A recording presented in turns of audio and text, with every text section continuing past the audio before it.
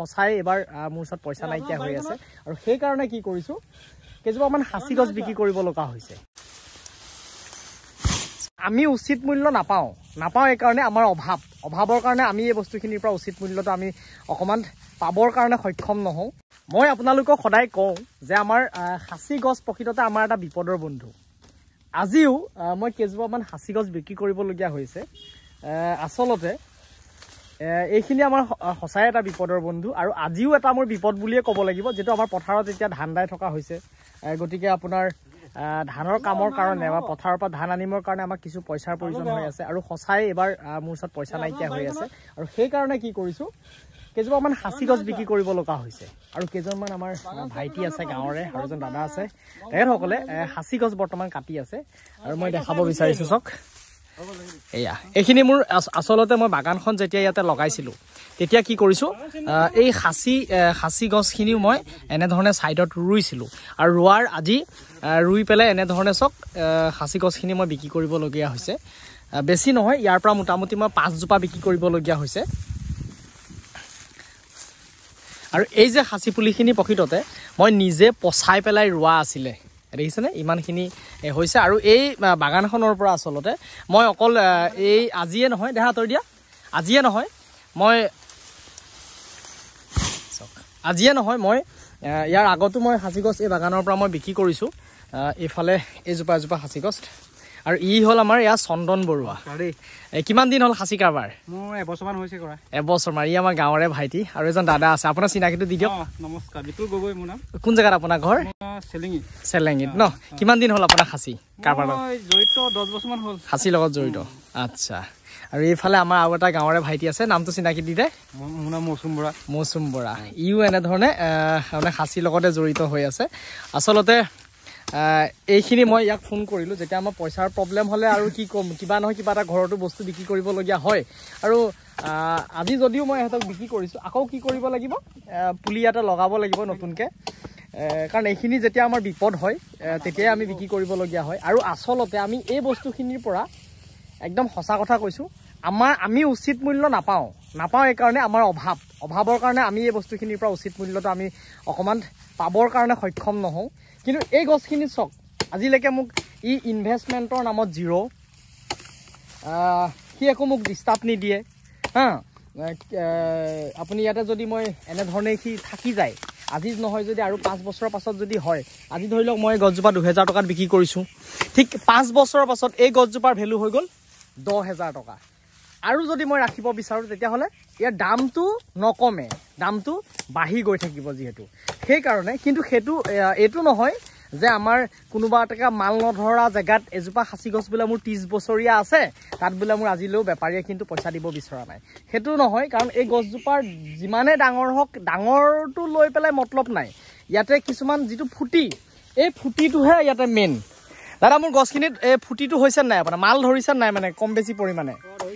ধৰিছে ন সেইখিনি ফুটি নি আপুনি কাটি থকাটো ফুটি নহয় আচ্ছা হয় এই গতিকে এইখিনি মানে ইয়াতে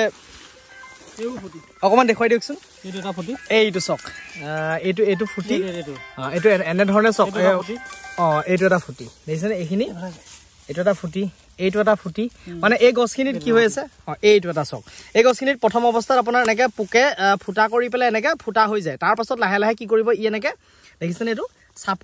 চাপ খাই আহি লাহে লাহে ইয়াতে মাল ধৰা ষ্টাৰ্ট হয় গতিকে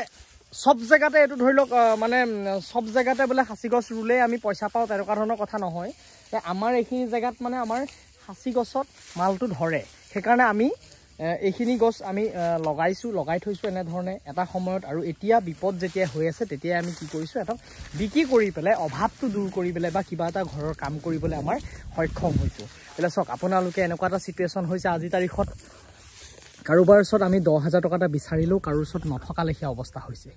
সেই কাৰণে ঘৰৰ এনেকুৱা বস্তুখিনি আমি ৰুই থব লাগে বা ৰুই থৈছো মই নিজে লগাই থৈছো এইখিনি বাগানো মই নিজে লগাইছো নিজে পুলি পচাই পেলাই মই নিজে লগাইছো গতিকে আজি সেই বস্তুখিনিয়ে মোক এই বিপদৰ পৰা উদ্ধাৰ কৰি আছে এই এতিয়া আপোনালোকক কওঁ যদি কাৰোবাক আমাৰ এটুকুৰা জেগাত বা গোলাঘাটৰ ধৰি লওক এটুকুৰা জেগাত যদি কাৰোবাক খাচী গছ বিকিব লগা থাকে তেতিয়াহ'লে মই সিহঁতৰ এই ভাইটি দুটাৰ নাম্বাৰ দি দিছোঁ আপোনালোকে ফোন কৰি পেলাই দেখুৱাই পেলাই মানে দাৰদম মাৰি পেলাই বিক্ৰী কৰিব পাৰিব নাম্বাৰটো কৈ দে 7760748337 ফোন কৰিলে পাব হা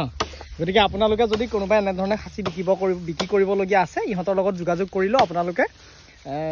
মানে উচিত দাম এটা পাব বুলি মই ভাবিছোঁ আৰু যিহেতু মোক দিছে মই মনে ভবাটো দামেই মই পাইছোঁ বুলিয়ে মই ভাবিছোঁ গতিকে সিহঁতৰ লগত আপোনালোকে ফোন কৰি পেলাই কথা পাতি ল'ব তেতিয়া সুবিধা হ'ব এই দাদাই যিহেতু চাওক 10 বছৰৰ পৰা কাম কৰি আছে আচলতে আমাৰ এই জেগাখিনিত মালটো কেনেকুৱা দাদা মালটো ভালেই হয় ভালেই ন আমাৰ এইফালেতো আপোনাৰ ভোলা খাচী মানে ইয়াতে আপোনালোকৰ খাচী আকৌ দুটা জাত আছে মানে এটা তেলি খাচী বুলি কয় এটা ভোলা খাচী বুলি কয় আমাৰ এইফালে প্ৰায় মানুহে আমি ভোলা খাচীহে আমাৰ মানে আমি ৰুওঁ মানে জাতটো কিন্তু ভোলা খাচী বুলি বা হেৰি খাচী বুলি আমি একো মানে পাৰ্থক্য এটা পোৱা নাই কাৰণ ভোলা খাচীটো আমাৰ ধুনীয়া ধৰণে মালটো ধৰে গতিকে তেনেকুৱা কিবা কথা আছে জানো দাদা পোকে খালেই হ'ল আৰু পোকে খালেই হ'ল ন মানে আমাৰ এইফালে আপোনালোকৰ এনেকুৱা ধৰণৰ গছতে খুব ধুনীয়াকৈ আমি পোকৰ মানে সংখ্যাটো পাওঁ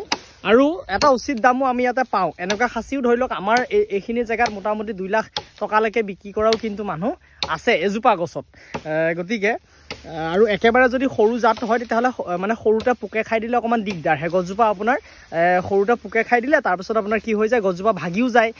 বা ডাঙৰ বেছি নহয় আৰু তাৰপিছত আপুনি দামটো কম পায় সেইকাৰণে গছজোপা আমাৰ অকণমান এই জাতৰ খাচীটো আমাৰ গছটো অকণমান ডাঙৰ হয় ডাঙৰ হ'লে আপোনালোকৰ পোকটো যেতিয়া সোমাব গছজোপাৰ পৰা অকণ দৰদাম মাৰিবলৈও ভাল বা আমি 2 পইচা পোৱাৰো আমাৰ এটা আশা থাকে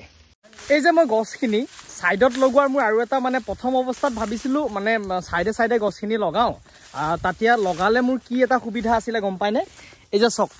আপোনালোকৰ মোৰ যিটো পথাৰ এই পথাৰৰ পৰা মোটামুটি মোৰ 3 ফুট ওখ গৰাটো হা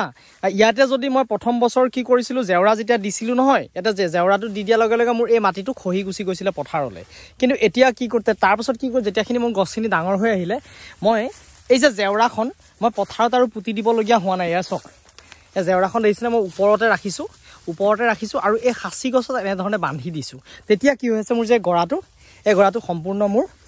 মাটিটো খহা নাই একদম মানে ছেফ হৈ আছে গতিকে সেইটো এটা মোৰ উপায় আৰু ছেকেণ্ড উপায়টো আজি যেতিয়া মোৰ অভাৱ হৈছে এনেধৰণে মই গছখিনি বিকিব পাৰিছোঁ গতিকে এনেকুৱা ধৰণৰ সুবিধাৰ কাৰণেই গছখিনি লগাইছিলোঁ প্ৰথম অৱস্থাত গতিকে আজিও সি মোক বিপদৰ পৰা উদ্ধাৰ কৰিছে